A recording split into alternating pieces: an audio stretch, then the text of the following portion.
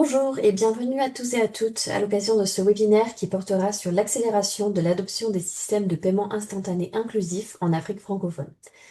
Je suis Anouche Bezelgue, je suis l'éditrice du portail FIDEV en français et nous organisons ce webinaire en partenariat avec African Enda Foundation. Donc les paiements numériques transforment l'économie africaine en favorisant l'inclusion financière, mais toutefois leur adoption reste inégale en raison de l'absence d'infrastructures de paiement instantané. Les systèmes de paiement instantané inclusifs permettent des transferts rapides, peu coûteux et accessibles à toutes, et leur déploiement à grande échelle pourrait renforcer l'usage des services financiers. Donc, dans ce webinaire, aujourd'hui, nos intervenants exploreront les conclusions du dernier rapport CIPS d'African Enda Foundation, et ils mettront tout particulièrement l'accent sur la région francophone et plusieurs initiatives récentes, comme le Nigeria et également le lancement de la plateforme interopérable du système de paiement instantané par la BCEAO. Donc, avant de commencer ce webinaire, j'ai quelques rappels techniques. Donc, il s'agit d'une diffusion audio. Ça veut dire que les vidéos et les microphones des participants resteront muets. Par contre, vous êtes invités à participer et à poser vos questions pour les panélistes dans le chat. Donc, n'oubliez pas de préciser à qui vous adressez votre question. Pour être sûr que tout le monde voit la question, nous vous remercions, nous vous prions de bien sélectionner tout le monde dans le menu déroulant lors de l'envoi de la question. Et enfin, l'enregistrement de ce webinaire vous sera envoyé donc d'ici quelques jours par email directement. Donc, aujourd'hui, je suis ravie d'accueillir trois panélistes. Donc, nous avons avec nous Sabine Mensah, qui est la directrice générale adjointe de African Enda Foundation. Nous avons également Ndai Fatou Dieng, adjointe au directeur et chef de projet direction des systèmes et moyens de paiement pour la BCEAO. Et enfin, Serge Mounianou, qui est spécialiste des partenariats, du plaidoyer et du renforcement des capacités pour African Enda Foundation. Donc, concernant le déroulé du webinaire, donc nous débuterons le webinaire par un petit icebreaker animé par Serge Mounianou, puis une conversation modérée entre nos intervenants pendant environ 45 minutes. Et ensuite, nous dédierons une partie du temps pour répondre à vos questions lors de la session de Q&A.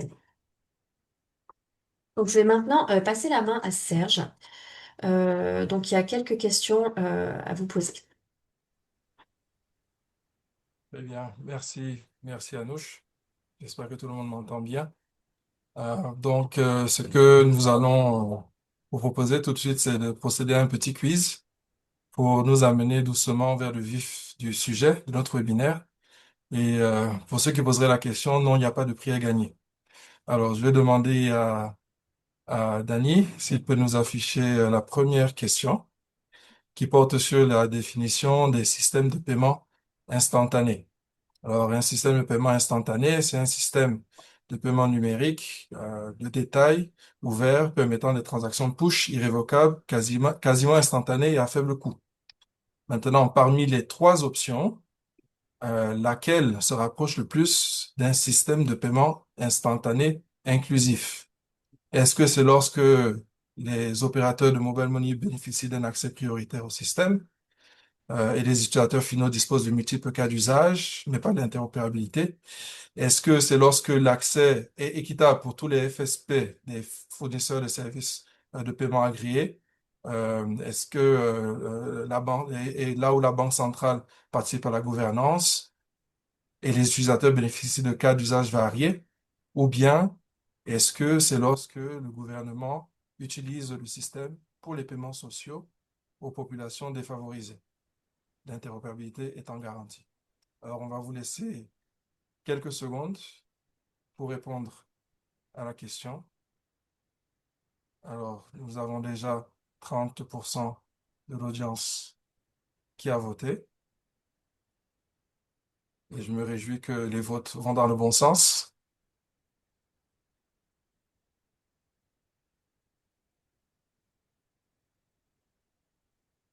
Alors, pour ceux qui sont peut-être arrivés en retard, c'est un petit quiz et nous devons choisir parmi les trois options, l'option qui se rapproche le plus d'un système de paiement instantané inclusif.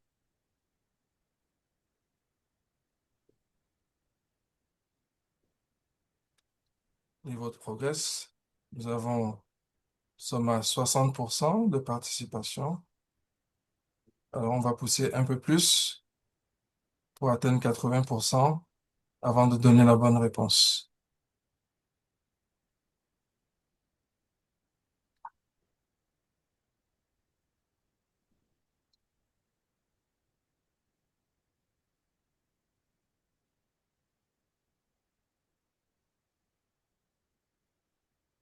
Alors, ça évolue, ça évolue. On est à 63%. Je pense que d'ici quelques secondes, on va arrêter le sondage.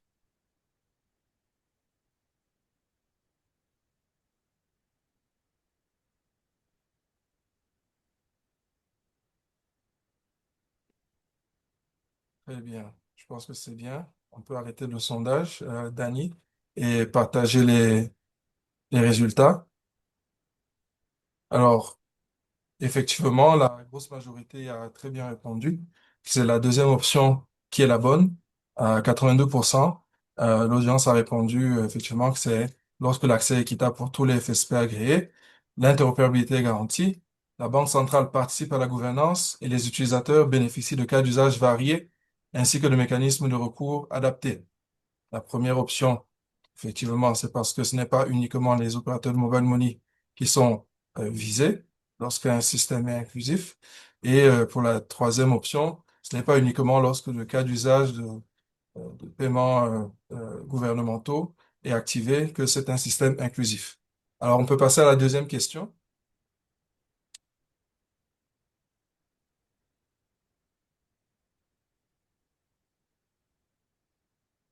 Très bien, merci. Alors, la deuxième question, selon vous, quel pays africain est mature aujourd'hui en matière de système de paiement instantané inclusif? Est-ce que c'est l'Égypte avec ses deux systèmes de paiement instantané interopérables? Est-ce que c'est le Kenya avec son écosystème vibrant mobile money? Est-ce que c'est le Nigeria, pays le plus peuplé d'Afrique, et ses grands groupes fintech? Ou bien est-ce que c'est l'Afrique du Sud parce qu'elle est classée parmi les plus grosses économies africaines en termes de PIB?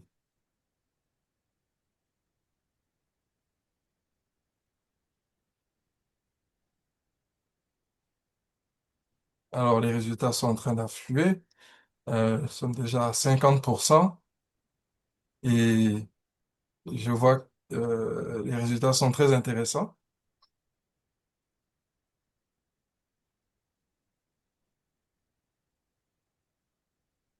61% ont participé. Allez, dans quelques secondes, on va arrêter le vote.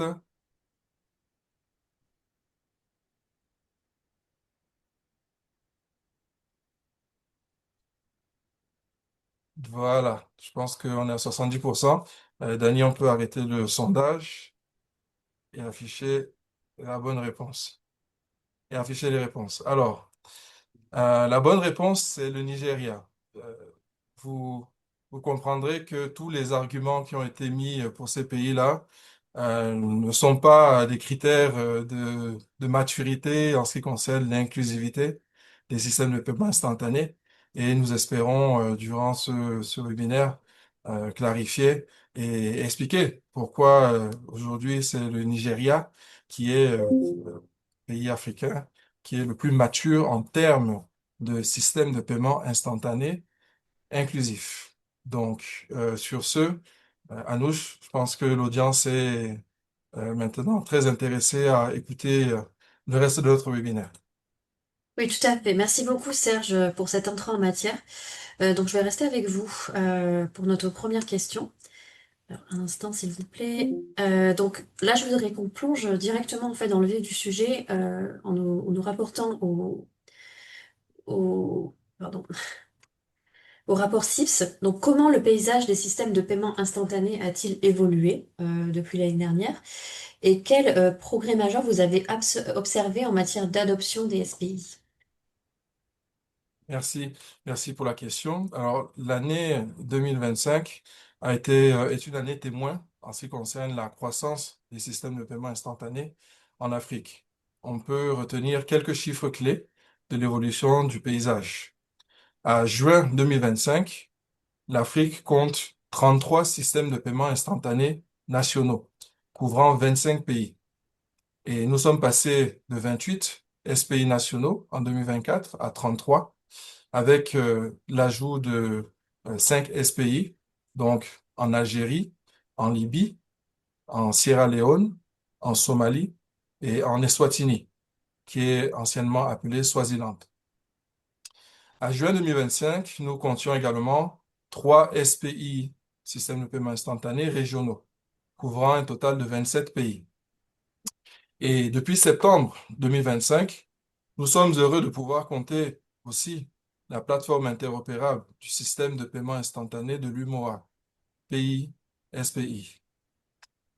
Il y a aussi des progrès notables en termes d'interopérabilité. Donc, de 2022 à 2025, l'évolution du nombre de SPI par catégorie, argent mobile, bancaire ou multisectoriel, cette évolution montre une tendance claire. Les nouveaux SPI appartiennent davantage à la catégorie des SPI multisectoriels. En effet, à fin juin 2025, l'Afrique comptait 18 SPI multisectoriels. Donc, des SPI qui acceptent des participants autant bancaires que non bancaires. Et ça représente 50% des 36 SPI en Afrique. Cela montre le besoin grandissant en Afrique qu'il y a de construire des infrastructures de paiement qui soutiennent pleinement l'interopérabilité. Sur la période annuelle également, allant de jusqu'à juin 2025, les 36 SPI d'Afrique ont traité un volume de plus de 64 milliards de transactions pour une valeur de près de 2000 milliards de dollars US. Alors, de 2022 à 2025, ça représente une croissance moyenne annuelle de 35% pour le volume et de 26% pour la valeur. Et enfin, nous observons une progression également sur l'échelle de l'inclusivité des systèmes de paiement instantané. Vous pourrez faire référence, l'audience pourra faire référence à l'échelle d'inclusivité d'Africanenda. Dans cette échelle, en 2025, nous avons 15 SPI qui sont au niveau élémentaire contre 12 en 2024. Nous avons 10 SPI qui sont au niveau avancé contre 9 l'année précédente. Et enfin, fait remarquable, nous avons désormais un SPI en Afrique qui a atteint le niveau mature. Il s'agit du NIBS Instant Payment au Nigeria. Voilà quelques tendances de l'évolution du paysage. Anouche. Merci beaucoup Serge pour ces précisions. Je me tourne maintenant vers vous, Sabine Mensa. Donc le rapport 2025, il nous montre bien que les pays et plusieurs pays progressent dans les paiements instantanés, mais que peu atteignent le niveau mature d'inclusivité. Donc selon vous, quels sont les facteurs déterminants qui permettraient de passer d'un système fonctionnel à un système réellement inclusif? Merci beaucoup, Anouk. Et il y a plusieurs facteurs déterminants dans cette transition, en effet. Je vais commencer peut-être par le premier facteur qui, pour moi, est très important, c'est le focus sur le consommateur. Comment est-ce qu'on met le client au centre des priorités du SPI? Et dans ce sens, je veux vraiment parler de plusieurs choses. L'accès universel. Si on développe un système de paiement instantané, c'est pour qu'il soit utilisable et accessible à tous les citoyens, pas seulement ceux qui ont des téléphones, des smartphones, par exemple, ou ceux qui ont des connexions stables. Donc, c'est important qu'au niveau des canaux, on puisse utiliser le USSD et on puisse avoir des alternatives lorsque justement il y a des problèmes de connexion et si possible même avoir des canaux qui sont multilingues pour permettre aussi aux populations les moins alphabétisées de pouvoir utiliser cet outil-là. Donc, l'accès universel est important. Et il est aussi important que ce système de paiement s'appuie sur les habitudes de paiement, nos habitudes quotidiennes, c'est-à-dire que ça rentre dans nos habitudes et dans ce sens-là, les cas d'utilisation doivent être divers. Donc, que je puisse payer ma facture de téléphone, que je puisse aller chez un commerçant et payer, que je puisse payer une facture au niveau du gouvernement. Donc, qu'il y ait des cas d'usage pour les individus, pour les PME et pour le gouvernement, c'est aussi nécessaire. Et enfin, si ces systèmes sont exorbitants en termes de coûts, ça décourage l'adoption. Donc, effectivement, l'abordabilité est aussi un aspect. Deuxième facteur, je vais dire, c'est vraiment la proposition de valeur. Et dans ça, c'est l'interopérabilité. Des systèmes qui sont clos, on a des systèmes bancaires d'un côté, on a les systèmes mobile money de l'autre côté, et les systèmes microfinance de l'autre côté, ça n'apporte pas cette inclusivité-là dans l'écosystème et ça n'aide pas le client parce que je ne devrais pas avoir à changer de fournisseur, changer de plateforme pour pouvoir interagir avec tout l'écosystème financier. Donc, cette interopérabilité-là est très importante et je pense que le régulateur a un rôle clé à jouer dans cet écosystème-là de s'assurer justement que les objectifs d'inclusion financière sont mis au-dessus des priorités du secteur privé qui veut peut-être monopoliser une part de marché d'une part et d'autre.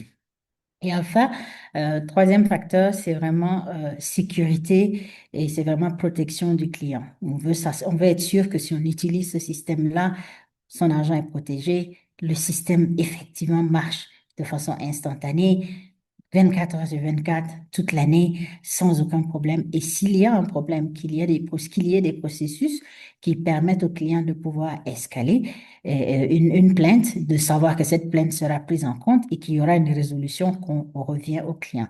À la fin, pour nous, en fait, pour qu'un système soit inclusif, ça va au-delà d'un seul acteur dans l'écosystème. C'est vraiment du fait d'un écosystème qui est volontaire et qui collabore avec banques, fintech, régulateurs. Voilà un peu la perspective sur l'inclusivité des systèmes de paiement instantané. À vous, Anouk. Merci. Merci pour cet éclairage. Serge tout à l'heure mentionnait le Nigeria. Est-ce que vous pourriez nous en dire plus sur le Nigeria, Sabine, et qu'est-ce que les pays d'Afrique francophone pourraient retenir de l'expérience du Nigeria et pourraient appliquer? Effectivement, nous avons vu dans le CIPS 2025, le rapport de l'année passée, le premier système africain à atteindre ce niveau de maturité, de ce niveau mature d'inclusivité dans le spectre d'inclusivité de African Enda. Et je dois dire que le Nigeria a travaillé très longtemps sur son système qui a été créé en interne et qui a subi beaucoup d'améliorations au fil des années. Et ce qui a vraiment marché pour eux a été une collaboration très forte avec les régulateurs, un focus vraiment dirigé sur les clients pour s'assurer que l'accès soit le plus large. Donc, je vais prendre par exemple le fait que au niveau du Nigeria, vous avez des banques, des institutions de microfinance, des fintechs, des fournisseurs de services de paiement, des intégrateurs qui ont tous accès à NIPS, Instant Payment, NIP, donc le Instant Payment, ce qui est vraiment un large canevas de participants et qui, bien sûr, assure une certaine concurrence entre ces acteurs-là pour mieux servir les clients. Au niveau des cas d'usage, le Nigeria est l'un des systèmes qui offre tous les cas d'usage, donc personne, gouvernement et business, PME, et en plus de ça, aussi les transferts, les paiements transfrontaliers. Donc ça, c'est déjà aussi vraiment bien en termes de pouvoir répondre aux besoins, et de pouvoir vulgariser l'utilisation de ces systèmes de paiement instantané dans notre quotidien, les dépenses qu'on fait, jusqu'à pouvoir même faciliter des transferts dans d'autres pays à travers ce système-là. En termes d'abordabilité, un travail qui a été vraiment, beau travail qui est fait en partenariat avec le régulateur Central Bank of Nigeria pour de façon regarder les frais au niveau des consommateurs et s'assurer que ces frais diminuent jusqu'à un niveau vraiment très, très, très faible, ce qui est un testament de leur focus sur le client. Et bien sûr, l'aspect sécurisation, l'aspect protection du client, NIP a mis en place un système qui leur permet de vraiment, de façon proactive, monitorer les fraudes et mettre un système qui mesure la réponse des participants, des fournisseurs de services par rapport au cas de fraude et rendre ça visible à tout l'écosystème justement de ces participants-là pour qu'ils puissent chacun renforcer les systèmes de prévention de fraude pour une meilleure prise en charge des recours clients. Et donc, ça aussi, c'est vraiment à leur honneur en termes d'initiative qui a été faite pour atteindre ce niveau mature d'inclusivité au niveau de l'écosystème. Le Niger offre de belles leçons et nous avons d'ailleurs, au niveau d'African Aid, à faciliter un peer learning où nous avons amené d'autres banques centrales, d'autres fournisseurs de systèmes de paiement instantané au Nigeria l'année passée pour justement apprendre de cet écosystème-là et s'assurer que on n'a pas besoin de réinventer la roue, comme on dit. Il y a vraiment de bonnes pratiques qui peuvent être appliquées dans l'écosystème et surtout en Afrique francophone. Voilà, merci. Merci Sabine pour cette inspiration. Donc, je vais maintenant introduire notre troisième panéliste, donc Dave Fatou Dieng, qui travaille pour la BCEAO et qu'on est ravi d'avoir avec nous aujourd'hui. Donc, Sabine, je vais vous passer la main. Vous avez des questions pour Madame Dave Fatou Dieng. C'est à vous. Merci beaucoup, Dave Fatou. C'est vraiment un plaisir d'être sur cette plateforme avec toi, si tu me permets de te tutoyer.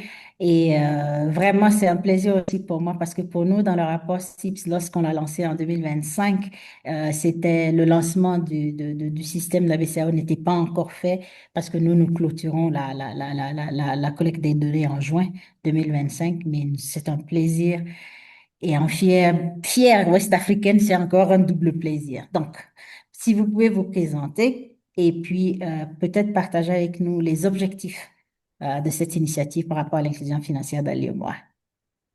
Le plaisir est partagé, Sabine. Je suis Madame Fatou Diengui, adjointe au directeur des systèmes et moyens de paiement à la BCAO et chef du projet d'implémentation du système de paiement instantané. Je voudrais tout d'abord adresser au nom des autorités de la BCAO nos remerciements à Africanenda pour cette invitation, ainsi que pour véritablement la qualité du travail que la Fondation mène en faveur du développement des systèmes de paiement instantané inclusifs en Afrique. Je pense que ce n'est pas une nouveauté pour toi, on en parle tout le temps. C'est une très grande fierté d'avoir un acteur comme Africanenda en Afrique. Donc, les analyses, les benchmarks que vous menez et que vous mettez à la disposition de nous, acteurs, sont très précieux. Ils nous ont beaucoup aidés, en tout cas, à la fois pour mieux comprendre certaines expériences internationales. Tu viens de parler du cas de NIPS au Nigeria, mais à la fois aussi pour mieux comprendre, alimenter la réflexion sur la conduite du projet de projets comme le nôtre. Je salue également les autres panélistes et je me réjouis de prendre part à cet échange sur un thème qui est particulièrement structurant euh, pour nous, très actuel, puisque nous sommes effectivement dans cette phase d'accélération de l'adoption du système après son lancement intervenu le 30 septembre passé. Donc, on va bientôt avoir 6 mois d'existence. Pour répondre à Félicitations. pour répondre à la question, je dirais, et pour faire écho à la notion d'inclusivité que tu as présentée au début, je dirais que l'objectif principal pour nous, c'est de faire du paiement numérique un outil d'inclusion de masse à l'échelle de l'Union. Dans la région, comme vous le savez déjà, beaucoup de progrès ont été réalisés en matière d'accès aux services financiers, notamment avec la monnaie électronique. Donc aujourd'hui, on ne se pose pas de questions combien de comptes ou de wallets ont été ouverts. Si je me réfère aux dernières statistiques qui sont disponibles, on a enregistré 248 millions de comptes pour 150 millions d'habitants. Donc we get discover, comme on dit. La vraie question maintenant, c'est est-ce qu'ils sont réellement utilisés dans la vie de tous les jours? Et sur ce point, on peut mieux faire, on va dire simplement, parce que le taux d'activité de la monnaie électronique, qui mesure le nombre de comptes ayant enregistré une transaction sur une durée de 90 jours, il se situe à 31%. Donc, on voit bien donc qu'une part importante des comptes ne sert pas de manière régulière, en tout cas pas encore. Et c'est là que Pi devient très important, a fait beaucoup de sens, on va dire. L'idée, c'est de rendre les paiements plus simples, plus rapides, plus accessibles et plus fluides pour que les populations puissent réellement utiliser leur compte ou leur wallet pour envoyer, recevoir, payer et tous les cas d'usage qu'ils envisagent de faire. Donc, ça, c'est vraiment l'objectif, on va dire, de manière globale. Mais il y a un intérêt ou un objectif économique aussi qui est très fort à notre avis. Parce que pour les ménages, un système de paiement instantané sécurise les transactions. Ça facilite la gestion des dépenses. Je vais faire un clin d'œil à notre application mobile où les dépenses peuvent être catégorisées et aussi suivies par mois, par trimestre, suivant la périodicité qui est voulue par le propriétaire. Pour les petits commerçants, pour revenir sur les objectifs économiques et les petites entreprises, cela améliore la trésorerie et réduit la dépendance au cash. Et par rapport à notre perspective UEMOA, il y a aussi cette logique régionale. Donc, dans la zone, il y a des flux qui dépassent naturellement les frontières des pays. On observe beaucoup de corridors. Donc, il était essentiel aussi de penser à une infrastructure à l'échelle de l'Union. Donc, ces objectifs résument bien, en tout cas, ce qu'on affiche depuis quelques années où on mène à ce projet-là en œuvre. C'est que l'objectif de la BCAO, c'est de mettre en place une infrastructure de paiement instantané inclusive, disponible H24, capable de traiter tous les cas d'usage, quel que soit le type de compte, que ce soit bancaire, microfinance, émetteur de monnaie électronique ou les derniers nés, les établissements de paiement, c'est-à-dire les fintechs qui ont reçu leur agrément de la BCAO. Donc voilà en résumé les objectifs de notre PSPI. Merci beaucoup, Ndeye Fatou, et encore avec toute la fierté de la région, félicitations pour le lancement, parce que c'est un système qui couvre 8 pays, ce n'est pas un seul pays. Ce système rejoint 3 autres systèmes sous-régionaux qui étaient déjà en opération au niveau de l'Afrique, notamment le TCLB qui est dans la zone d'Afrique australe SADC, le GMACP au niveau de l'Afrique centrale et le PAPS au niveau continental. Maintenant, Ndeye Fatou, peut-être que tu peux élaborer sur comment est-ce que cette infrastructure que vous avez mis en place va bénéficier les populations non bancarisées et particulièrement les petits commerçants que nous voyons ou la maman qui est au marché avec qui le vend ou qui a sa boutique. Comment est-ce que cette plateforme PI peut concrètement contribuer à leur inclusion, si je peux dire, ou Ouais, leur bénéficier en tout cas? ouais, merci pour cette question, effectivement, qui touche au fond l'objectif principal qu'on vient d'indiquer. À mon avis, la BCAO agit à travers quelques leviers structurants. D'abord, et tu en as parlé, il faut que le système soit ouvert aux acteurs qui servent réellement les populations. Et dans l'UEMOA, on a beaucoup de personnes non bancarisées ou peu bancarisées qui passent par la monnaie électronique. Si mes chiffres sont bons, la monnaie électronique contribue à plus de 60% à la formation du taux d'inclusion financière. Ensuite, nous avons les institutions de microfinance et de plus en plus des réseaux de proximité. Donc, si on veut être inclusif et répondre à cette promesse, il faut construire un écosystème qui reflète cette réalité-là. C'est dans ce cadre-là qu'avec PSPI, tous les prestataires de services de paiement sont autorisés à se connecter directement à la plateforme. Ils ne passent même pas par une banque ou par un acteur de grande taille ou régulé. Donc, tous les acteurs, au même titre, dès lors qu'ils respectent les exigences techniques de sécurité, ils sont autorisés à se connecter au système. Donc ça, c'est le premier levier. Le deuxième, maintenant, il fallait que le système apporte de la vraie valeur aux très petites, comme tu le dis, entreprises. Parce que pour une petite structure, être payé immédiatement est hyper important. Et c'est là un des principes fondamentaux de PSPI. Donc, c'est l'instantanéité et l'irrévocabilité. Donc, on a la certitude de recevoir le paiement. Et pour une très petite structure, c'est important, comme je le disais, pour la continuité d'activité. Cela fait la différence sur la trésorerie, sur les réapprovisionnements, mais aussi sur le paiement des fournisseurs. Donc, on réduit beaucoup les difficultés qui font en tout cas que beaucoup de très petites entreprises ne survivent pas ou les PME, après 2 ans d'existence dans notre zone, ils mettent la clé sous la porte. Donc, il y a un troisième qui est important, c'est la simplicité. Donc, si les parcours, l'expérience et les études dont Africa Nenda même ont montré que si les parcours sont compliqués, les usagers les plus fragiles, ils sont exclus. Donc, ça, c'est indéniable maintenant.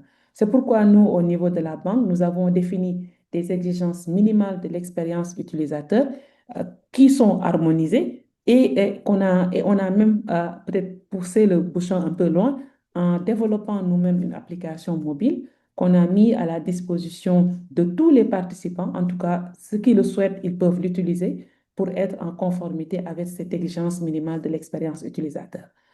Enfin, c'était peut-être maintenant, et tu l'as abordé en introduction, c'est la question de l'abordabilité. Donc, il faudrait que les coûts ne soient pas prohibitifs parce que ça ne mérite pas à une adoption de masse. Donc, pour lever ce frein, nous avons rendu les transactions P2P via l'application mobile gratuites. Donc, ce dernier point donc, j'imagine, ça a suscité beaucoup de débats, mais nous en avons fait en tout cas un principe clé, parce que comme vous le dites vous-même, et les études le montrent, le coût est un frein à une adoption de masse. Et cette plateforme, elle est d'abord une plateforme pour renforcer l'inclusion financière. Donc, le dernier élément pour clôturer sur ces leviers pour rendre la plateforme attractive pour les populations les plus vulnérables, il s'agit du cadre réglementaire d'entrée, c'est-à-dire par rapport au QIC. Comment faire en sorte que les individus, même s'ils n'ont pas des QIC les plus complets possibles, qu'ils puissent accéder aux services. On a la chance, on avait déjà le cadre réglementaire pour la monnaie électronique qui permettait ce QIC proportionnel. Nous, dans les spécifications et les choix de développement, ce qu'on a fait, c'est de traduire le cadre réglementaire qui allège déjà dans les spécifications. Et maintenant, on permet à des personnes à des QIC ou pas très légers ou même non identifiés, ainsi que les petites structures qui n'ont pas les NINEA, les registres de commerce, de pouvoir bénéficier des services de PI. Donc, je vais m'en arrêter là, mais voilà à peu près les leviers les plus structurants pour faire bénéficier les services aux ménages les plus vulnérables et aux très, très, très petites structures. Merci beaucoup, Defatou. Et vraiment, je veux souligner quelques points qui sont vraiment des bonnes pratiques que nous, on a vu déjà dans l'écosystème et que Pix au Brésil a fait. Ce focus sur harmoniser l'expérience client à travers justement une application, à travers un parcours qui est similaire, quel que soit le fournisseur, que ce soit la banque ou que ce soit la microfinance ou le partage de Mobile Money. Vraiment, je salue ça parce que je pense que ça aide effectivement à l'adoption, particulièrement pour les populations les plus vulnérables, et ça facilite le parcours client. Donc, excellent. Là, maintenant, je voudrais passer sur les participants dans l'écosystème de PSP. Parce que tout à l'heure, tu as mentionné donc les banques, les microfinances, les fintech et les établissements de paiement. Qu'est-ce que la BCAO fait pour justement comment dire, favoriser l'adoption de PSP par ces différents acteurs?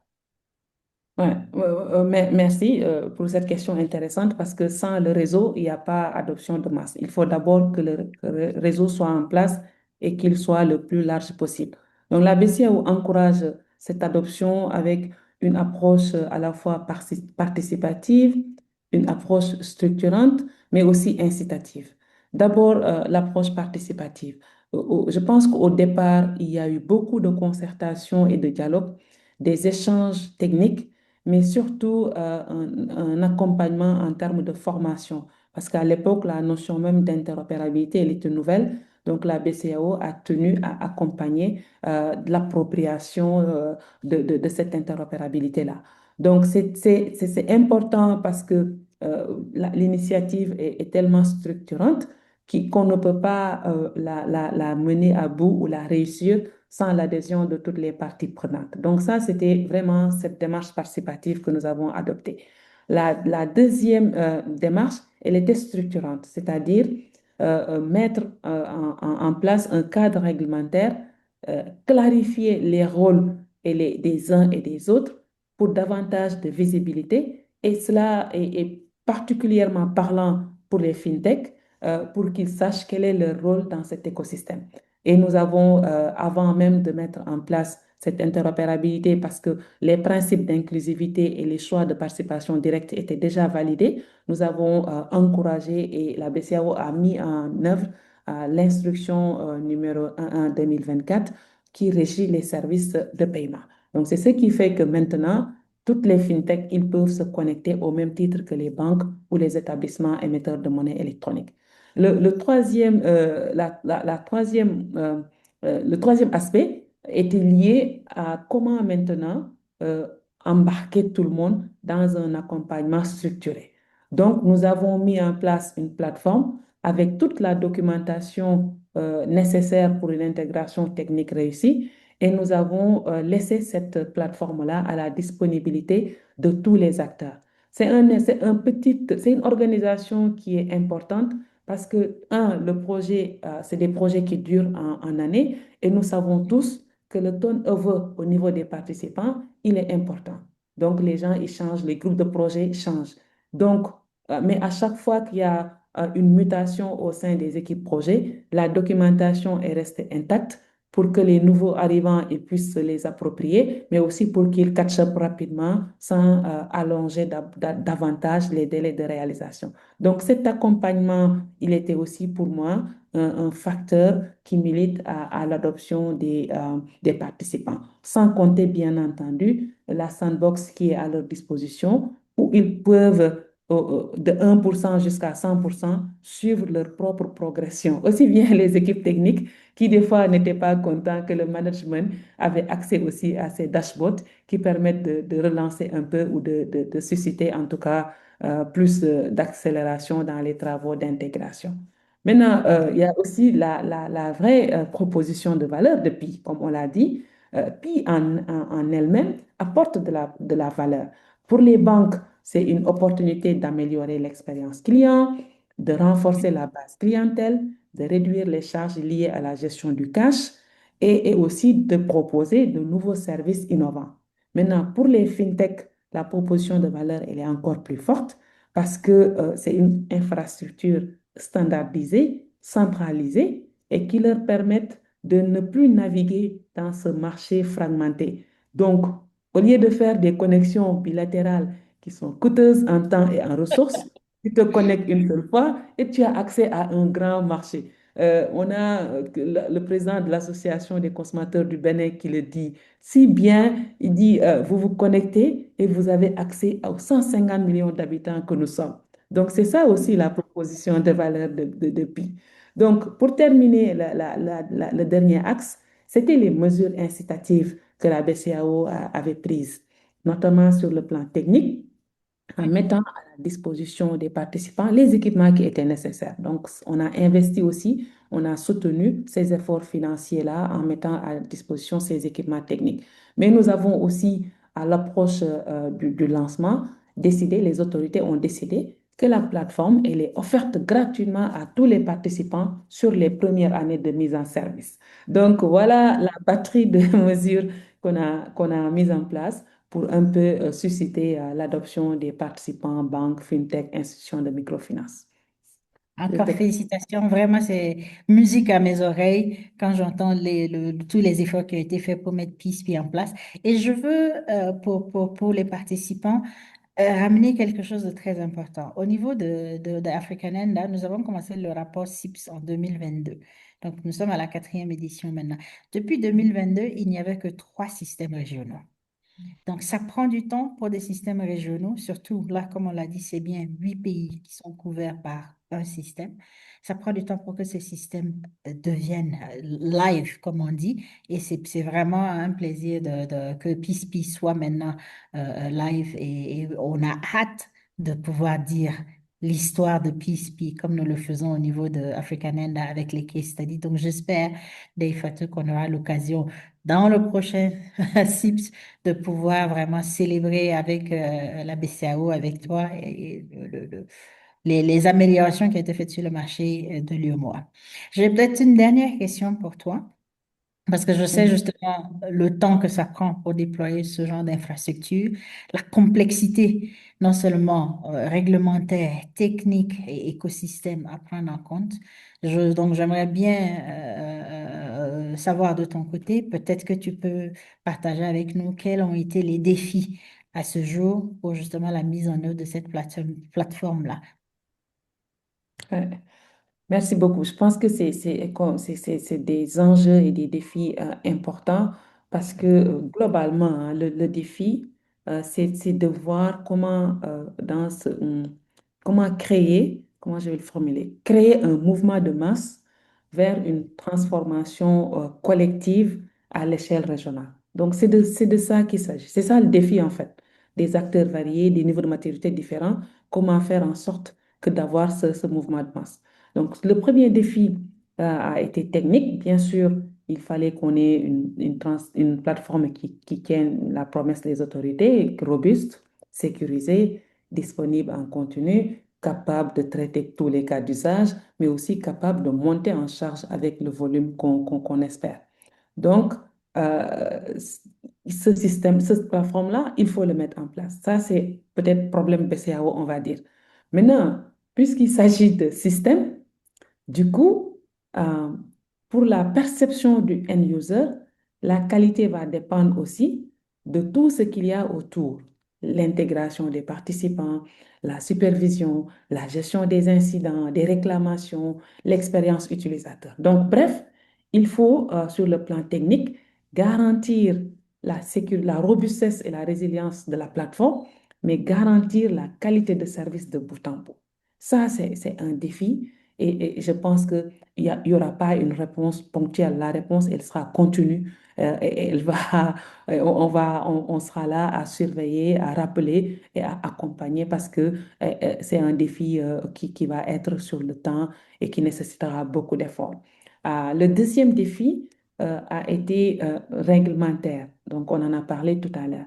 C'est comment il fallait construire un système euh, suffisamment ouvert pour favoriser l'inclusion financière, tout en maintenant un haut niveau de sécurité, de conformité et de maîtrise des risques. Donc, le cadre réglementaire et les dispositions conventionnelles ont été élaborées dans ce sens. Donc, pour certains, on a été obligé de vraiment insister, même si pour avoir un level playing field qui permette justement de garantir un traitement équitable des transactions instantanées. Le troisième défi, on va dire, est-ce qu'on peut dire défi institutionnel? Mais en tout cas, c'est institutionnel. Parce que dans l'Union, les marchés ne sont pas au même rythme. Et les acteurs n'avancent pas aussi au même rythme. Ils n'ont pas ni les mêmes capacités, ni les mêmes priorités. Donc, il fallait donc aligner différents acteurs autour de règles communes et surtout autour d'une même vision.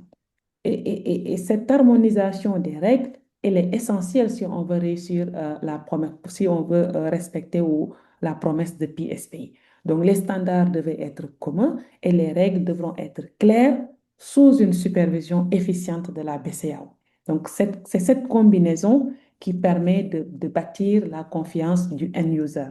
Et ça, c'est un défi, comme je l'ai dit, par rapport à la qualité de service, c'est un défi aussi qu'il faudra gérer dans le temps.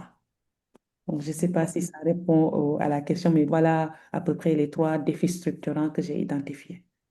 Non, ça répond absolument à la question d'Eifatou. Je veux saluer aussi quelque chose que la BCAO a fait, une décision stratégique qui a été prise, qu'on n'a pas vu souvent sur le marché en Afrique. Cette décision qui a été de construire cette plateforme en interne, vous-même, aussi similaire à ce que la Banque centrale du Brésil a fait avec Pix. Mais quand je regarde les trois systèmes régionaux qu'on a en Afrique, vous êtes l'un des premiers qui a décidé à le faire en interne, a décidé aussi à prendre en compte tout ce qui est, comment on appelle ça? De nouvelles infrastructures, la sécurisation de ces infrastructures-là, l'utilisation de, pardon, excusez-moi. Donc, c'est quelque chose qu'il faut saluer parce que très souvent, nous nous focalisons souvent sur oui, ça a pris du temps pour que se mettre en place, c'est en place, mais il y a tellement de bonnes pratiques, il y a tellement de leçons à vraiment apprécier sur le parcours de la BCAO pour mettre en place le PISPI. Et ça, c'est quelque chose que je tenais vraiment à encourager. D'ailleurs, nous avons eu l'occasion à Africanen de vous soutenir dans ce processus sur le renforcement des capacités, sur tout ce qui est sécurité, sur tout ce qui est utilisation de plateformes, comment on appelle ça? Mhm. Pardon. Donc, nous avons eu l'occasion, en tout cas, de contribuer. Je suis sûre que plusieurs acteurs ont eu l'occasion de le faire, mais je tenais à saluer cela parce que c'est une première pour un système régional de l'avoir fait et je pense que c'est tout à votre honneur.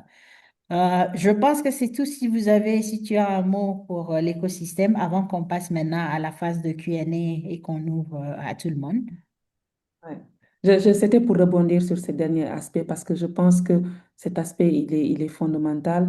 Les autorités de la banque ont fait confiance à des jeunes, pas seulement que la décision de faire la plateforme en interne, mais faire confiance à des jeunes dont certains ont fêté leur 21e anniversaire chez nous. Donc, on est allé les prendre dans nos universités ici, faire confiance à l'expertise locale et avec une infrastructure de cette importance. Je pense que c'était un pari que les autorités ont en tout cas voulu prendre et nous croisons les bras qu'on est arrivé à bon port avec le lancement. Et vraiment, c'est une fierté pour nous de ce choix-là, nous rassure et nous donne confiance par rapport à la génération, à la jeune génération. Donc, pour l'écosystème, le mot, c'est pour en tout cas tous ceux qui sont dans l'UMOA. Cette plateforme, c'est d'abord la nôtre. Elle n'a de sens que si on l'utilise dans nos usages au quotidien. Donc, adoptons-nous tous un réflexe PI pour saluer tous les efforts qui ont été faits parce que la plateforme, elle est faite par nous et pour nous. Voilà le mot que j'aurais pour l'écosystème. Merci. Absolument. Et je dois dire que c'est un mot sur lequel Africananda aussi se fonde, puisque nous sommes des experts africains et nous fournissons le soutien à tous les pays en Afrique, toutes les banques centrales ou les opérateurs de systèmes de paiement instantanés qui en ont besoin. Nous sommes à disposition et nous croyons fermement à l'expérience et l'expertise africaine pour résoudre justement et proposer des solutions qui répondent aux besoins de nos marchés. Anouk, je reviens à toi pour faciliter, ou je reviens à Serge. Je vois Serge, tu es déjà en ligne. Nous Oui, revenons à Anouk alors pour la suite de c'est ça. l'écosystème, on va dire, la suite du parcours. Merci Merci beaucoup à de toutes les deux, t'exprimer. hein. C'était vraiment passionnant comme échange. Avant qu'on passe à la session de questions-réponses, j'aurais encore une question pour nos trois panélistes. Donc, si vous ne deviez citer qu'une réforme ou une seule initiative qui permettrait d'accélérer l'adoption des paiements instantanés en Afrique de l'Ouest, quelle serait-elle? Donc, si vous voulez bien, on peut commencer peut-être par Serge, et puis ensuite Sabine, et ensuite Ndaïfatou. OK? Bon, volontiers. Merci Anouche pour la question. Alors, nous avons, dans le rapport CIPS 2025, nous avons identifié les paiements transfrontaliers comme étant un levier qui permet vraiment de pousser l'impact des services, des systèmes de paiement instantanés. Et comme recommandation et peut-être comme question à Madame Fatou Dieng, est-ce que aujourd'hui le PSP envisagerait une interconnexion avec les autres pays de l'Afrique de l'Ouest, mais également plus loin avec les pays d'Afrique centrale? Nous avons la chance d'avoir les deux zones francophones qui disposent respectivement d'un système de paiement instantané. À quand l'interconnexion? Voilà ma recommandation. OK. Tu n'y vas pas de main morte, hein, Serge. Ah, alors, moi, de mon côté, je crois fermement à la nécessité de l'interopérabilité, que ce soit au niveau d'un pays ou que ce soit au niveau régional et j'espère un jour à l'échelle panafricaine. Et pour cela, je pense qu'il est nécessaire d'accélérer l'octroi des licences aux fintech, aux acteurs non bancaires, pour ils fassent partie de ce écosystème inclusif d'interopérabilité bancaire, non bancaire, pour vraiment augmenter la concurrence, augmenter l'accès, augmenter les options pour les clients, parce que tout cela, quand on le met vraiment en pratique, ne bénéficie qu'aux clients en termes d'inclusivité, en termes d'abordabilité, en termes d'options. Donc vraiment, pour moi, c'est renforcer l'interopérabilité et accélérer l'octroi de licences FinTech et aux acteurs non bancaires pour qu'ils participent dans les systèmes de paiement instantané inclusifs. Des Fatou, à toi. Euh, Pour moi, la mesure, je vais la contextualiser à ma situation actuelle. La mesure la plus puissante serait, selon moi, la mise en place d'un mécanisme centralisé d'enrôlement des particuliers et des marchands afin de mutualiser les coûts, d'harmoniser les parcours et d'accélérer l'adoption à grande échelle. Donc, pour moi, parce que sinon, chaque acteur est en train de faire ce parcours lui-même. Donc, une solution mutualisée serait bénéfique à toutes les parties prenantes. Effectivement, c'est une très, très bonne suggestion. On espère que l'écosystème va évoluer vers ça. Si je peux faire comment dire, en contraste, lorsque le mobile money a commencé, dans certains marchés, justement, et bien sûr, tous les acteurs développaient leur propre réseau et c'était juste leur réseau, c'était pas interopérable, on ne pouvait pas les utiliser. Mais il y a eu des grands marchés où les marchés qui étaient justement à Bangladesh, que ce soit au Pakistan, que ce soit au Bangladesh, où il y a eu des investissements, et même actuellement au Nigeria d'ailleurs, avec SANEF, qui est une infrastructure mutualisée partagée pour les agents et faciliter justement les points d'accès pour les clients. Donc, c'est tout à fait une opportunité pour moi à considérer. Donc, nous restons à l'écoute pour voir comment est-ce que cela va évoluer au niveau de l'UEMOA. Mais peut-être que tu peux adresser la question de Serge parce qu'il t'a envoyé une directement. Effectivement, effectivement. Maintenant, c'est parce qu'on n'a pas présenté les spécifications, mais le système dans la partie conception peut facilement se connecter à tout type de système parce que c'est la norme ISO 20022 qui est utilisée. Et même pour le QR code, c'est suivant la référence de EMV, Europay Mastercard Visa. Donc, sur le plan technique, on est déjà pour ça fasse, en tout cas, il n'y a pas de contraintes techniques. Maintenant, dans les choix stratégiques actuels, on vient de lancer en septembre, c'est d'abord une affaire de régional. Et maintenant, les next steps, c'est allons vers l'ouverture avec d'autres connexions. Maintenant, pour rassurer Serge, c'est qu'au niveau continental et régional CEDEAO, les projets de système de paiement instantané qui sont en cours, la BCAO participe à ces projets-là, participe à ces projets et acteurs et maîtres d'œuvre. Donc, nous sommes donc ouverts et actifs dans la mise en œuvre de cette interconnexion-là au niveau régional et au niveau continental. Je pense que cela rassure Serge normalement. Mais pour Pi, on reste d'abord IMOA et ensuite on va ouvrir.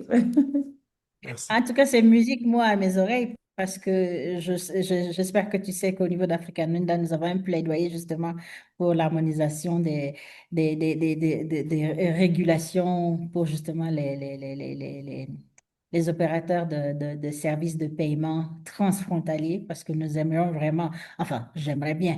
Moi, je suis actuellement à Nairobi, ma mère est à Ouagadougou, au Burkina Faso. J'aimerais pouvoir un jour de prendre mon téléphone, d'aller sur mon wallet et puis de dire, voilà maman, je t'envoie Ouais. l'argent avant même que je l'appelle, qu'elle puisse me dire, ah oui, non, non, j'ai reçu, c'est sur mon porte-monnaie. Je ne suis pas en mesure de le faire aujourd'hui du Kenya. Et pourtant, il y a un écosystème mobile money au Kenya, mais nous n'avons pas encore cette interopérabilité au niveau panafricain pour nous permettre de voir ça. Et nous espérons au niveau d'African End, dans le plaidoyer que nous faisons, c'est qu'au moins, nous puissions collaborer avec l'Association des banques centrales africaines sur ce parcours-là d'harmonisation des régulations qui va permettre justement de compléter la partie technique qui, elle, souvent est peut-être la plus facile, on dirait. Mais Effectivement. voilà. Merci beaucoup, Ndeye Fatou. Anouk, nous revenons à toi. Merci Sabine. Donc nous allons maintenant passer à la session de questions-réponses. Donc on a environ une vingtaine de minutes. On a déjà eu beaucoup de questions dans le chat. N'hésitez pas à continuer à en poser. Donc je vais commencer avec une question pour Sabine. Un de nos participants souhaiterait revenir sur le profil du Nigeria.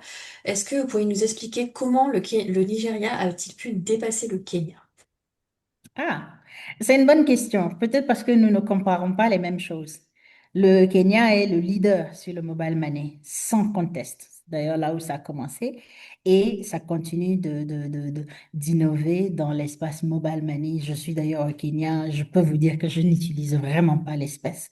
Je fais tout avec mon téléphone. Je paye tout avec mon téléphone. Et ça, on l'a vu. D'ailleurs, après avoir commencé au Kenya, il y a eu, comment on appelle ça, une évolution au niveau des marchés en Afrique de l'Est, en Afrique de l'Ouest. L'Afrique de l'Ouest demeure d'ailleurs un marché très dynamique, notamment au Sénégal et en Côte d'Ivoire, qu'on voit avec l'écosystème mobile money. Là, nous ne parlons pas de mobile money.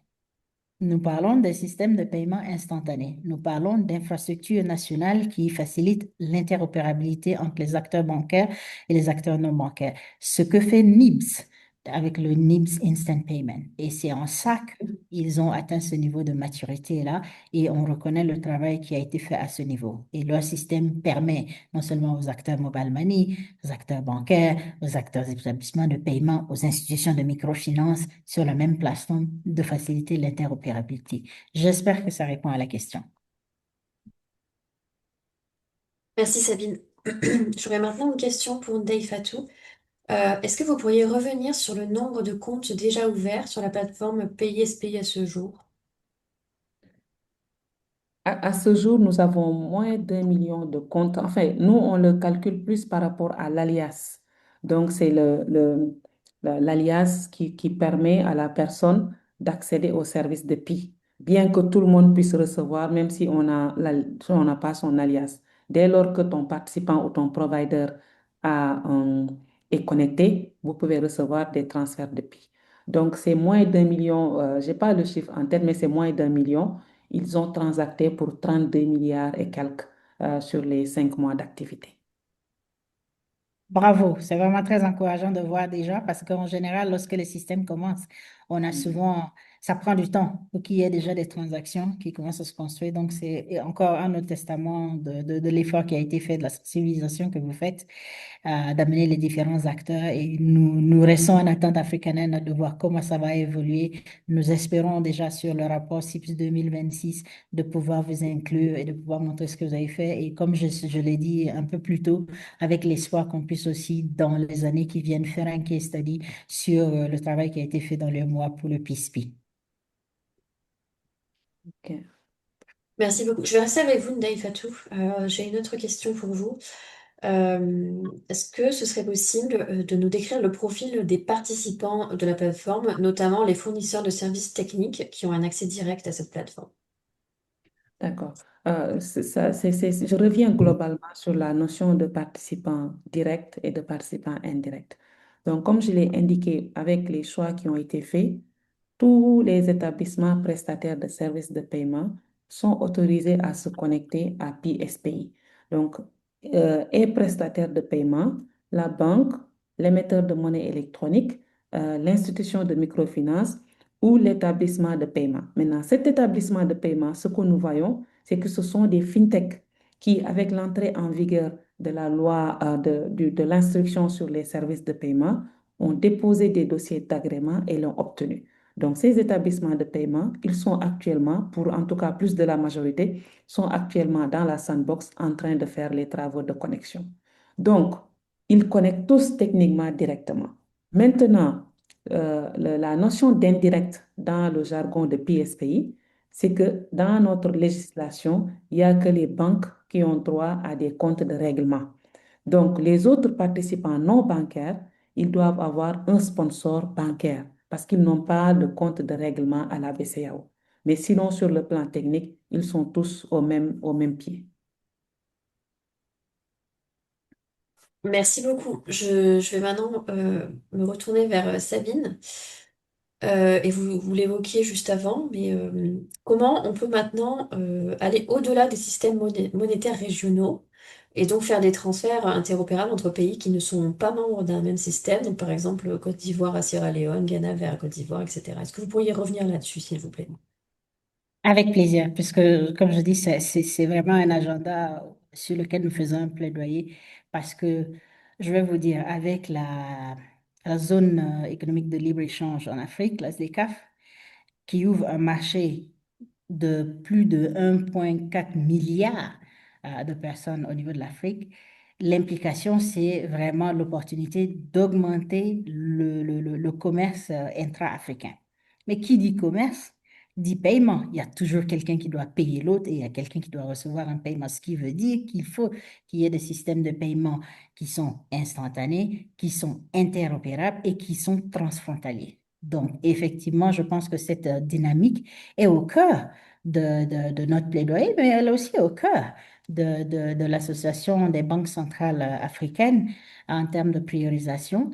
Et ce que je peux dire, c'est que c'est une opportunité. Nous avons la chance en Afrique qu'on a des systèmes qui sont sous-régionaux, qui facilitent déjà l'interopérabilité entre différents pays. C'est le cas de PISP avec les 8 pays de l'UEMOA, c'est le cas de TCIB avec les pays de la zone SADC, c'est le cas de GMACP avec les 6 pays de la CEMAC. Maintenant, il y a un scénario dans lequel, si nous voulons arriver à l'interopérabilité continentale, de pouvoir interconnecter les systèmes régionaux, ça c'est un scénario. Il y a un autre scénario de pouvoir interconnecter les systèmes pays pour faciliter bilatéralement l'interopérabilité transfrontalière. Et il y a un autre scénario qui est de connecter les systèmes régionaux, connecter les systèmes pays ensemble et bien sûr tirer parti aussi du système panafricain PAPS. La contrainte que nous avons vue dans nos recherches actuellement, c'est qu'elle est moins technique, cette contrainte, mais elle est plus au niveau du fait que chaque pays a sa réglementation. Chaque pays a son système de licence avec ce que les acteurs doivent fournir pour pouvoir avoir une licence. Le processus est différent dans chaque pays. Ça, c'est un, au niveau des licences. Il y a un autre aspect qui est au niveau de tout ce qui est la compliance, je vais dire en anglais, tout ce qui est AML, CFT, d'harmonisation. Je vous donne un exemple concret. Par exemple, nous étions en Eswatini l'année passée où nous avons fait le lancement de CIPS. En Eswatini, si vous voulez envoyer $300 en dehors d'Eswatini, il vous faut présenter des documents. Par exemple, sur le KYC, ce n'est pas seulement votre identité, mais il faut avoir une facture. Il faut avoir un document qui vérifie votre adresse, c'est-à-dire est-ce que vous avez un mortgage de la maison. Donc, tous ces documents sont nécessaires pour vous pour pouvoir faire sortir $300. Zimbabwe, qui est juste à côté, lui, vous pouvez faire sortir $5 000 US avec juste votre pièce d'identité. Donc, il y a déjà, si quelqu'un voulait faire une transaction entre Eswatini et Zimbabwe, ça pose un problème du fait que les réglementations sont différentes sur l'identification et le KYC, sur les licences, comme je dis tout à l'heure, sur le AML, CFT. Il y a aussi le fait que les licences, pour chaque fintech, je suis sûr qu'ils sont sur sur le call en ce moment, vous diront, nous devons appliquer pour une licence dans chaque pays. Même dans les l'UEMOA, où c'est un cadre communautaire, vous devez aussi appliquer dans chaque pays pour avoir cette licence-là. Donc, ça rend difficile des investissements pour des fintechs ou des acteurs qui veulent faire des investissements dans les solutions transfrontalières parce qu'il n'y a pas moyen de prévoir combien de temps ça va prendre pour avoir la licence dans ces différents pays-là, combien il faut investir, et est-ce qu'on a même l'assurance que le processus va aboutir sur une licence ou sur, ça peut être négatif. Donc, le manque de passporting des licences FinTech est aussi une très grande contrainte, mais une contrainte que je suis très heureuse de dire qu'on voit de l'évolution parce que juste tout récemment, on a vu la Banque centrale du Rwanda, la Banque centrale du Kenya qui ont fait un MOU pour pouvoir faire FinTech passporting entre les deux pays. L'année d'avant, il y avait la Banque centrale du Ghana et la Banque centrale du Rwanda qui ont aussi fait un MOU pour le passporting des licences. Ça, ce sont des initiatives qui peuvent aider à faciliter cette interconnexion si on a une harmonisation au niveau de ces réglementations-là pour faciliter le déploiement dans d'autres pays pour des fintechs qui sont existants. Donc, le problème demeure, je sais que je n'ai pas répondu à la question, mais je voulais partager avec vous sur les recherches que nous avons fait, quels sont les défis qu'on voit et pourquoi il est nécessaire qu'il y ait une harmonisation au niveau des réglementations entre les différentes banques centrales, entre les différentes régions économiques pour pouvoir faciliter un avenir dans lequel on pourrait interconnecter ces systèmes qui existent déjà et arriver à une interopérabilité africaine, où je pourrais envoyer de l'argent à ma mère en 10 secondes. Voilà. Merci Sabine. Je vais maintenant revenir vers vous, Ndaïfatou. Pourquoi pensez-vous que les acteurs participants du PSPI n'ont pas encore lancé de PSPI via USSD, alors qu'on le voit en zone CEMAC via JMAC par exemple? Hmm. Oui, la question elle est hyper intéressante parce qu'elle me permet d'aborder, parce que peut-être qu'il y a une confusion. PSPI supporte tous les canaux. Maintenant, ce qu'on a fait, ce qu'on pouvait harmoniser, c'est le canal de l'app mobile. Mais PSPI supporte tous les canaux. Donc, et c'est de la responsabilité des participants de proposer les canaux les plus innovants ou les canaux classiques à leur clientèle. Donc, je sais qu'il y en a un au Bénin qui a ouvert le parcours sur le canal USSD. Des entretiens qu'on a avec les participants ces 2 derniers mois aussi, il y a des réflexions qui sont en cours pour ouvrir le canal USSD parce qu'on sait qu'il faut vraiment aller vers ce canal-là pour brasser davantage, mais aussi pour permettre à ma grand-mère à Kaolack d'avoir accès aux services de paiement instantané. Mais c'est un projet complexe qui s'est tenu dans le temps. On comprend aussi qu'il commence par peut-être la partie la plus simple à implémenter avant d'aller vers le canal USSD. Mais d'être rassuré que c'est en cours et les participants, ils sont vraiment actuellement en train de prendre les dispositions nécessaires. Il y en a même qui ont soufflé par les canaux des GAP ou des WhatsApp. Donc, on va, dans un futur proche, on va voir vraiment de l'innovation autour de ces canaux-là. Merci beaucoup pour cette réponse. Je me tourne maintenant vers vous, Serge, euh, avec la question suivante. Donc, quelles sont les perspectives en matière de renforcement des capacités pour les populations? Tout le monde ne maîtrise pas forcément ou ne comprend pas les notions d'interopérabilité et de paiement instantané. Et est-ce qu'on peut utiliser les médias pour contribuer à faciliter l'adoption de ces moyens de paiement? Merci pour la question. Effectivement, et d'ailleurs cela ressort dans le rapport SIPS, tous les utilisateurs sont pas au même niveau d'utilisation des services financiers digitaux. Nous allons constater, par exemple, qu'il y a une plus grande utilisation de ces services par la population jeune, par exemple. Bien, nous allons réaliser, malheureusement, qu'il y a encore un écart dans l'utilisation de ces services par les femmes par rapport aux hommes. Ou bien, on va constater que les utilisateurs, par exemple, qui ont une certaine régularité dans leurs revenus, ont une plus grande propension, on va dire, à utiliser des services comme les services financiers digitaux. Donc, il y a différents profils d'utilisateurs. Et effectivement, il y a un besoin nécessaire en termes d'éducation de ces populations. Maintenant, ça se fait, c'est vraiment pas, ça c'est un travail qui doit se faire en équipe, qui demande une grosse collaboration. Les stratégies régionales, stratégies nationales d'inclusion financière, généralement incluent toute une batterie de programmes pour l'éducation financière des populations. Nous avons vu récemment un exemple d'ailleurs de banque centrale qui va un peu plus loin dans l'éducation financière où elle en fait vraiment un point où les différents régulateurs et les différentes politiques vraiment se concentrent pour organiser des campagnes de communication massive. Là, je parle du Zimbabwe, qui, par exemple, où la Banque centrale, par exemple, s'associe à l'autorité de régulation des télécommunications également pour aller vraiment faire des campagnes massives pour faire la promotion de ces services, pour faire la promotion également, pour pousser que le réseau, effectivement, aille plus loin dans les zones rurales. Donc, ça demande vraiment une collaboration de tous les acteurs. Ça demande de parler le langage de ces populations. Lorsqu'on parle d'éducation financière, il s'agit pas de parler forcément le langage officiel, mais également les langages locaux utilisés par ces personnes pour qu'elles comprennent vraiment la réalité de ces services. Donc voilà, et comment est-ce que les médias peuvent y travailler? Les médias, naturellement, sont impliqués dans cet effort.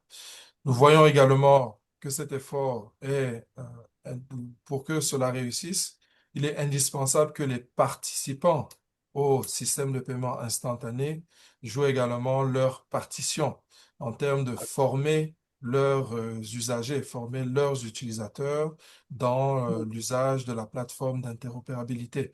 Et c'est là où il y a vraiment un défi pour les régulateurs de s'assurer que les participants trouvent réellement leur compte dans la plateforme d'interopérabilité et jouent le jeu pour convaincre leurs clients, bien, même pas forcément pour convaincre, mais pour simplement exposer leurs clients à ce service qui doit également leur ajouter de la valeur.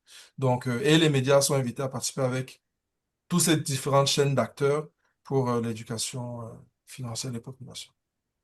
Serge, Anouk, si vous me permettez, je voudrais rebondir sur la partie médias particulièrement, parce que je pense que les médias ont un rôle clé de partager l'information, de sensibiliser par rapport à ce qui marche, de bien comprendre les défis que les clients rencontrent et de faire remonter ces défis-là au niveau de l'écosystème pour qu'ils soient pris en charge. C'est d'ailleurs dans ce sens que au niveau du rapport SIPS, vous avez remarqué, je l'espère, tous les ans, nous faisons des recherches clients pour mieux comprendre les défis que les clients rencontrent, pour pouvoir partager ça et surtout aussi faire des recommandations aux acteurs, les participants et les opérateurs de systèmes de paiement instantané de ce qui peut être fait pour améliorer la sensibilisation, pour faire des campagnes d'éducation financière numérique pour faciliter l'usage de ces systèmes.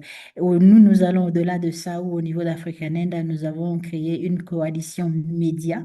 Ça fait depuis, je pense, 3 ans maintenant. C'est une coalition que nous amenons tous les ans. Lorsque nous devons faire le lancement SIPS, il y a un jour ou deux avant ce lancement-là, où nous invitons des journalistes au niveau de l'Afrique qui font partie de cette coalition média à venir avec nous.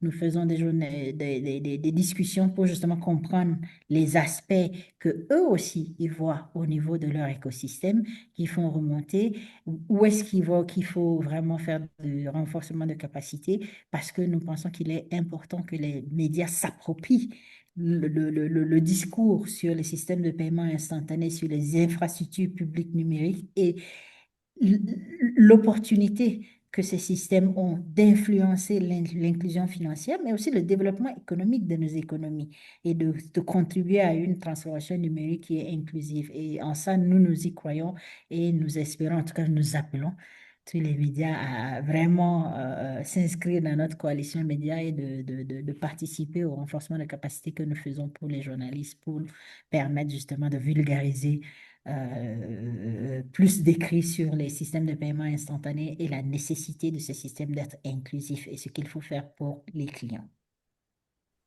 Merci beaucoup, Sabine et Serge. Je voudrais maintenant retourner vers Dave Fatou, s'il vous plaît. Est-ce que vous pourriez dresser un bilan de la plateforme à ce stade? Donc, par exemple, quels sont les cas d'usage les plus fréquents? Qu'en est-il de l'adoption? Est-ce que c'est plutôt des individus, des entreprises, du P2P? Comment on peut vulgariser cette plateforme? Peut-être ça fait écho à la question précédente. Et est-ce que les acteurs seront un jour obligés de participer?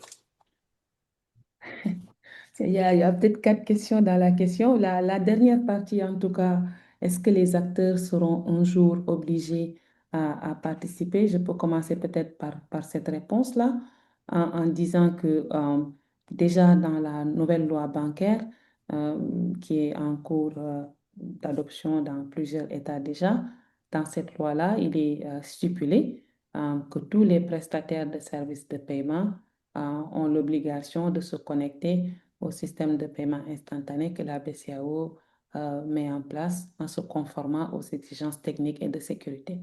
Donc, sur le plan légal, donc, il y a déjà le cadre qui est en place. Maintenant, dans la mise en œuvre ou la conduite de ce projet, l'orientation, c'était une orientation participative, c'est une orientation d'accompagnement. C'est dans ce sens-là qu'on on laisse les participants on les accompagne, mais ils viennent à leur rythme.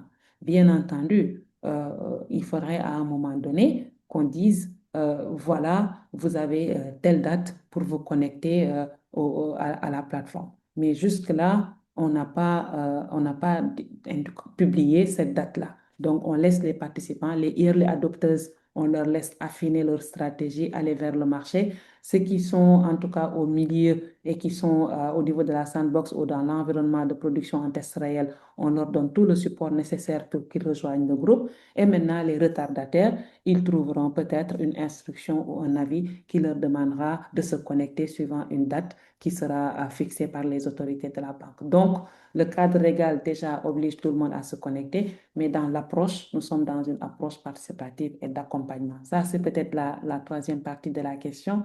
La deuxième partie, c'était est-ce que quels sont les breakdowns, quels sont les différents cas d'usage? C'est d'abord naturellement le P2P qui compte pour 75% des transactions que nous avons.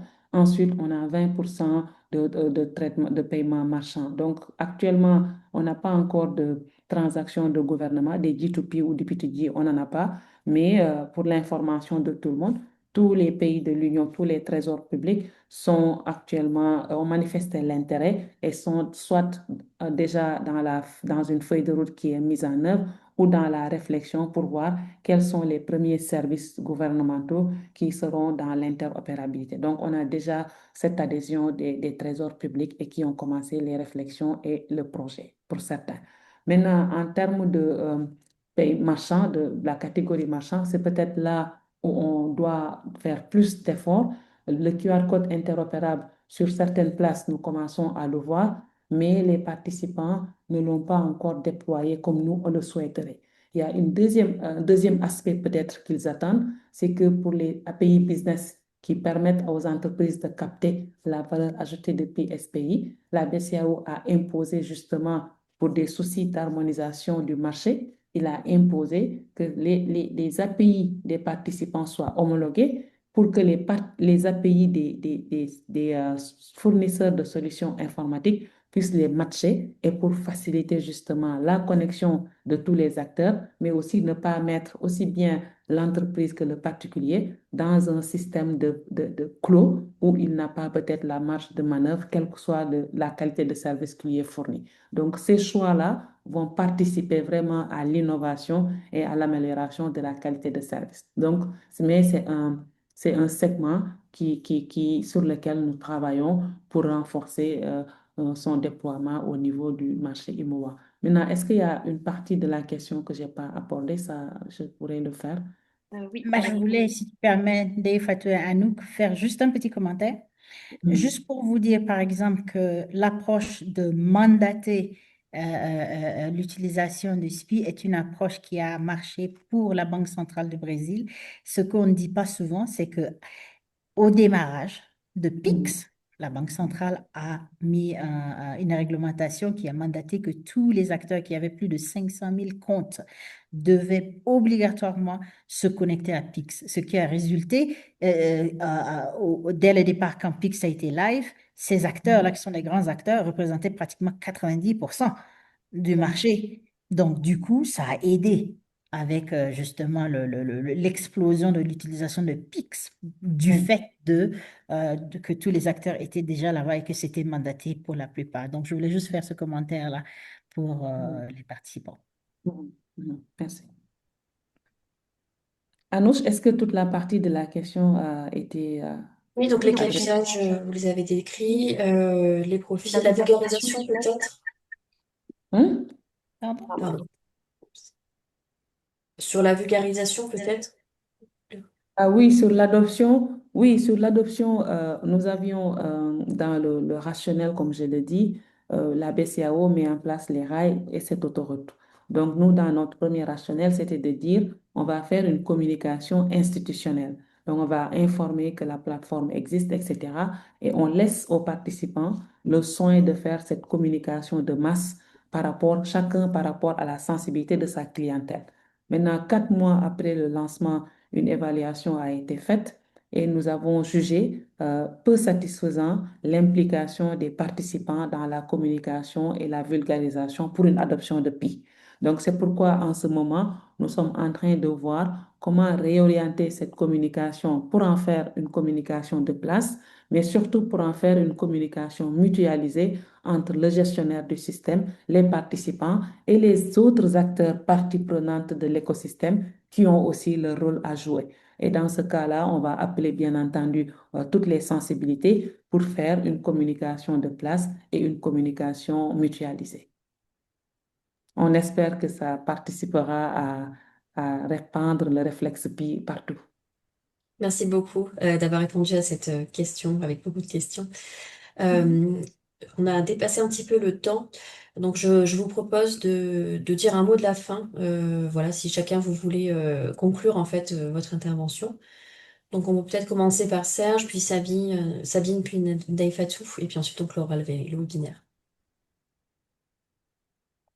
Merci, Anouche. Bien, très, très rapidement, euh, j'espère en tout cas personnellement que les explications ont permis à l'audience de comprendre mieux le paysage et d'apprendre davantage sur l'expérience de l'Afrique de l'Ouest, mais également d'autres pays.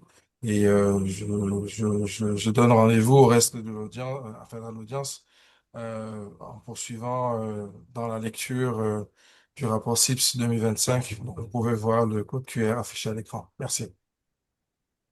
Merci beaucoup, Serge. Je crois pour ma part, je voudrais dire que l'inclusivité n'est pas la responsabilité d'un acteur, mais celle de tout l'écosystème. Donc, vraiment, j'encourage la collaboration entre les régulateurs, les banques centrales, les fournisseurs de services de paiement, les banques, les acteurs non bancaires, les fintechs, les microfinances et autres. Et bien sûr, les acteurs de développement comme nous-mêmes qui apportons de l'assistance technique ou du renforcement de capacités. Vous savez, nous sommes en Afrique et j'ai toujours aimé ce peuple africain qui dit que et ça prend voilà, un village pour, pour ramener l'enfant aux participants adultes dans l'écosystème. Donc, ça prend un village aussi pour l'écosystème d'être inclusif et nous avons hâte de continuer le parcours avec PISPI au niveau de l'UEMOA. Merci beaucoup, Fatou. Merci beaucoup. C'est un mot de remerciement à l'endroit de Africa Nenda pour l'accompagnement, pour ces espaces que vous créez pour tout l'écosystème. C'est un remerciement pour FINDEF, mais particulièrement pour Anouche et l'équipe derrière qu'on ne voit pas, et vous, chers panélistes. Si j'avais une invite à faire, c'est pour tous ceux qui sont dans ce call et qui sont établis dans la zone UMOA, c'est d'adopter le réflexe PI et d'être les ambassadeurs. Merci beaucoup. Merci beaucoup à tous les trois, vraiment pour cet échange. On a énormément appris aujourd'hui. Donc le webinaire est maintenant terminé. Vous verrez à l'écran donc les adresses des sites de Portail Finev et de Africanenda, et également nos adresses email pour nous contacter directement si vous souhaitez collaborer avec nous. Et voilà, vous avez eu le code pour le rapport d'Africanenda et vous devriez le retrouver également dans le chat. Donc d'ici quelques jours, vous recevrez directement dans votre boîte mail l'enregistrement YouTube du webinaire. Donc n'hésitez pas à le revisionner, à le partager avec vos collègues, votre réseau. Un petit sondage apparaîtra également à l'écran pour nous dire ce que vous avez pensé du webinaire. Donc un grand merci encore à nos panélistes, à tous les participants et à très bientôt pour un autre webinaire. Merci beaucoup, Merci. Anouk. Merci. À bientôt. Merci beaucoup, collègues. À bientôt. À bientôt. Merci.